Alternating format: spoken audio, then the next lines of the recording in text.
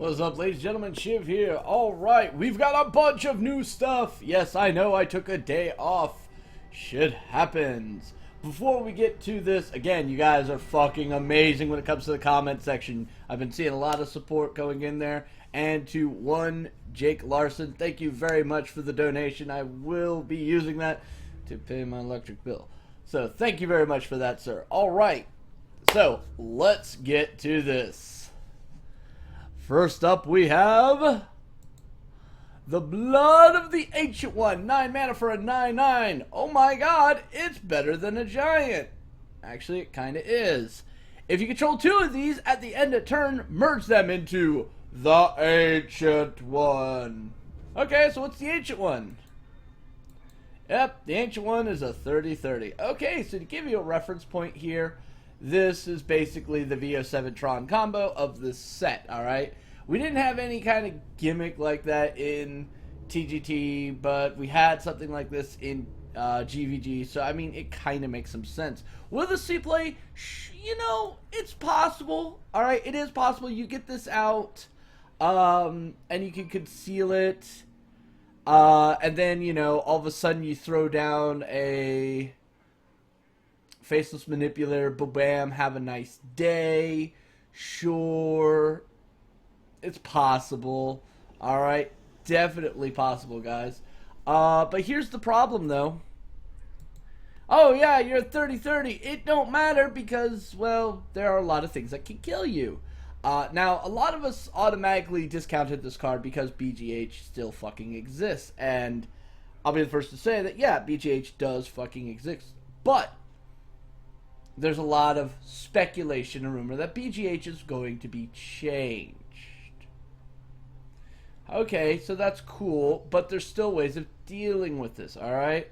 Warriors, you have execute, brawls, etc., etc. Paladins, you have an equality and whatever the fuck you want to add in with it, alright?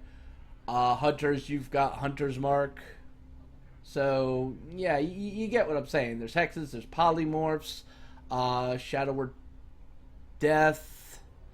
So yeah, even Entomb. Matter of fact, I would not mind entombing this. Here comes the really scary thing, alright? So you actually get the Ancient One out. Bam! You got this 30/30 on the board. Here comes a priest and they entomb it. How shitty do you feel? You went through all that effort to get your 30/30, only to have it taken from you by a priest. Who can then play it later on, and it will be a 30/30. They didn't have to go through any of the goddamn setup. How bad do you feel at that point? So yeah, there's the one thing that I'm a little concerned about this card. Alright. Next up we have Blood Warriors. Alright. So Blood Warriors, 3 mana warrior card. This is actually a really cool looking card. Add a copy of each damage friendly minion to your hand. Each damage friendly minion. Alright, I want you to really think about that. I want you to take a look at that cost right there. Alright, the reason why I'm bringing this up is Ravaging Ghoul. Alright, so last video we talked about Ravaging Ghoul, how it's a really cool effect, but I kind of want to see, you know, what else is coming in the sec, because right now I'm not really, I mean, yeah, it works at Patron, you know, so you don't have to use another Whirlwind, so, you know, you did some trades, boom, you're refilling your board, sure, why not? But I wasn't overly sold on it. I mean, yeah, it's a cool card. It would definitely show up in Patron, but it has no viability outside of that. Well, that just changed right there. This one card makes this a turn 6 combo that if you've got a good board, GG, get it all back. This could be really, really nasty, especially for these decks that are going to be going for huge amounts of armor gain. So, yeah, we've already been seeing a lot of stuff in the Whispers of the Gold Gods that are basically going to scream, hi, Control Warrior, you get even more armor. Well, now you can double down on that quite nicely. And this is going to be that combo play that people are going to be really fucking worried about, okay? If you thought Warriors went insane with their fucking armor gain before, you ain't seen shit yet. I'm not even going to lie. This card plus Ravaging Ghoul, holy shit. Alright, moving on to the next card, we have Call of the Wild. Now, I saw this art without any of the name or the mana cost, and I was like, okay. My first reaction was, 5 mana, summon 2 random animal companions. And then I made another one that says 8 mana, summon 3 random animal companions. And then it's like, yeah, but most likely it's going to be, you know, 8 mana, summon all 3 animal companions since all 3 are represented there, right? And then it turned out to be summon all 3 animal companions. Now, I would have much rather this been random, and here's why. Because It's Always Huffer times 3 would be fucking hilarious. Oh, but no, that would be broken. How the fuck is that broken? You allowed a goddamn 2-card combo that could zerg a person's face from like 25 and below to exist in this game, alright? At minimum, it was 14, but it could get as high as like 40. This, on the other hand, would only be 12 at max, alright? 12 at max. Actually, correction. Yeah, 12 at max. It would only be 12 at max. So I kind of feel that's a little bit shitty, but at the same time, I could definitely understand why they didn't allow it. So yeah, a lot of people are automatically going, oh my god, mid-range hunter, oh my god, this, that, and the other. It's like, really? I'm not 100% sold on the validity of this card. I just feel it's a little too top-heavy. You know, it's occupying a spot that I could put a Ragnaros, which, you know, has a huge amount of intrinsic value. But I am getting 3 decent-sized minions for 8 mana. This is literally 3 animal companions for basically a 1 reduction. So I guess there's something to that there. Off-curve max amount of mana, so I could do this and use hero power. Okay, cool, sure.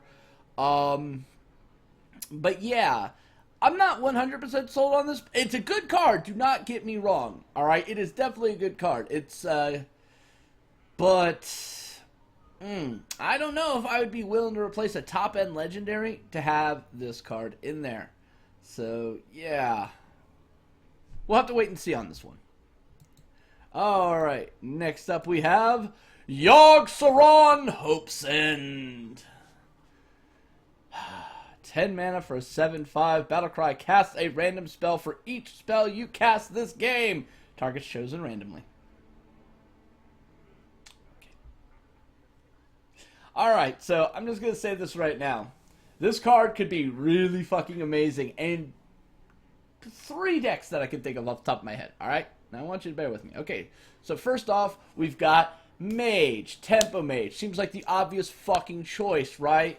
Between Arcade Missiles, Frostbolts, fucking Fireballs, etc., etc., etc. Seems like a logical choice. Even though they are losing some of their cool tools to the standard purge, they're still going to have quite a plethora of stuff that they could get.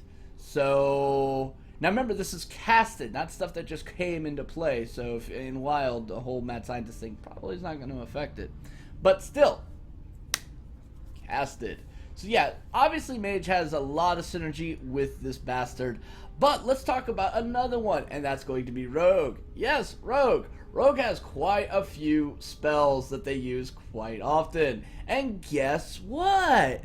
Most of those are still going to be there after the purge. So that means your Backstabs, your Eviscerates, your Blade Furies, your Phantom Knives. Yes, yes, yes, that all fucking matters. So I could definitely see Rogues having a fucking field day with this card.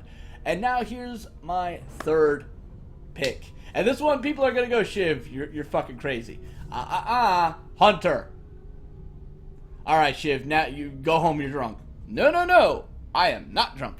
Everybody always assumes Hunter's going to be this, you know, I'm just going to constantly play minions and just always go to face. But we've seen different styles of Hunter actually emerge. Matter of fact, one of the deck recipes that is available in the client right now has a thing called Death Trap, which uses a lock and load style of deck. So now, I really want you guys to think about how devastating lock and load plus this motherfucking guy can be, alright? You do any kind of lock and load synergy before Yogg-Saron breaks out, G fucking G, dude. You're just gonna get value for days, alright? So I definitely see Yogg-Saron and Lock and Load Hunter as being something that I can't wait to get my fucking hands on. I think it's gonna be really fucking amazing. The 7/5 body, also pretty decent.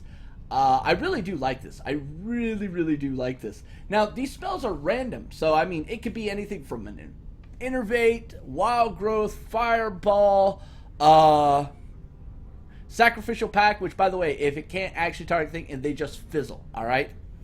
So, I mean, this thing could be hilariously great or hilariously bad. By the way, I think it's also possible to polymorph your own fucking Yogg-Saron. Or hex it. So, I don't know, guys. Be very careful on this. Silence is also an option. Thank you, Priest. Mass Dispel, also an option. Thank you, Priest. I mean, there are a lot of things this thing could possibly do. So, it could be more than just damage. Alright? Yeah. Now, speaking of spells, there's a new one that's coming out for the Warlock.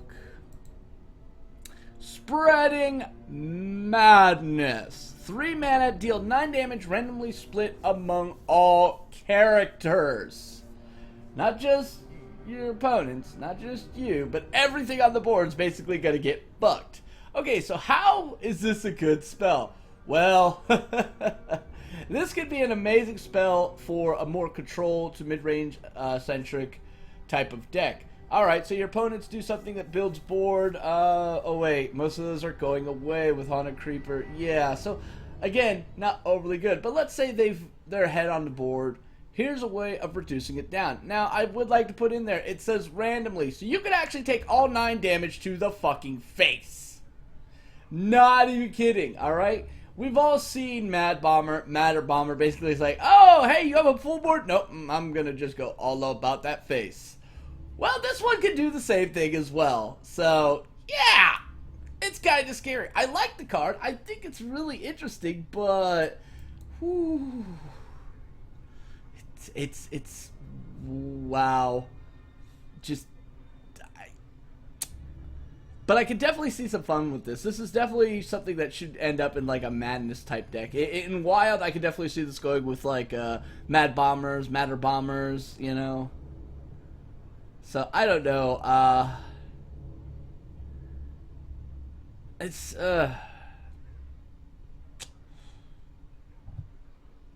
see, I mean, part of me thinks this is good, but this could backfire on so many levels that its actual viability is questionable. But, again, kind of a wait-and-see sort of deal. Let us not forget that Reno Jackson does exist, alright? Reno Jackson does exist. Molten Giants do exist. So, in a way, this could actually be quite helpful in that design. So, I don't know. We'll have to wait and see. But I'm not overly thrilled by this card. I think it's cool. But, yeah, that's about it. Alright, so that's all for this preview/review. Let me know what you guys think about it. Leave me your thoughts, your comments, your strategies, your hopes, your wishes, and dreams down in the comment section. I love reading what you guys put down there. You guys have been super fucking active. It's been really nice to see. You guys are very supportive of each other and me. Thank you. Alright, also don't forget to like, subscribe, promote this everywhere you possibly can. I love you bastards for that shit. Now, as always, I'm going to, you know, say which card I really liked out of this review. And I'm going to, honestly, you know, I mean, it should be no fucking surprise. It's going to be Yogg-Saron. I know that's kind of a cliche. Oh, I always pick the oh god. Well, shit, motherfucker, the biggest, baddest motherfuckers in the game now. But yeah, Yogg-Saron. And I'm also going to basically do a power leveling here of how I rate every kind of card here, okay? So, Cthulhu, Yogg-Saron, Nisgoth, they all fall into one category. Invest for value, alright?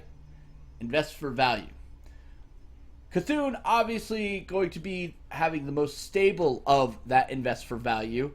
Followed by Nisgoth, which is also going to have a very stable value. This motherfucker hits tier 3 in the investments. And the reason why I say that is you don't know what you're getting. It's completely random. I mean, you can seriously, you could cast 7 spells, right? You play this out, you get 7 innervates. That's not bad per se, but how bad do you feel, right? There are a lot of really bad spells that exist in this game. I mean, he can suddenly become a 7/5 taunt. Hey, that's possible. Or gain Wind Fury, or who even knows, guys? Who even knows? This definitely could create some havoc all over the place.